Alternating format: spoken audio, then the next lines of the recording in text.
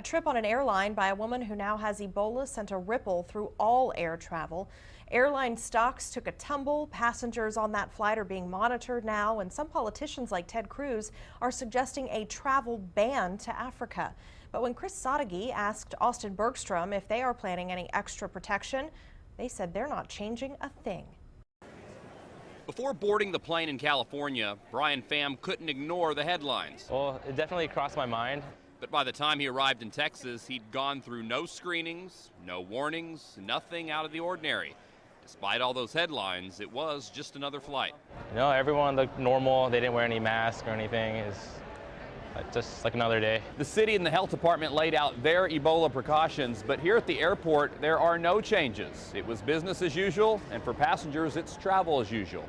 One day earlier, an Ebola-infected nurse said she had been on a Frontier airline plane from Dallas to Cleveland, and it set off a search for passengers who were on 5 different flights. But at the Austin airport, seemingly no worries of the sort. In fact, the airport spokespeople declined to talk on camera, but told us that no extra Ebola detection or protection measures are planned. And arrivals didn't seem to mind.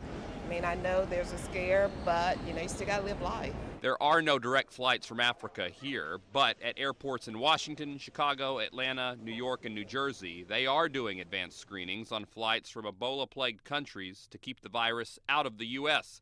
Austin-Bergstrom says until the health department decides extra care is needed for flyers, they'll let those flyers be.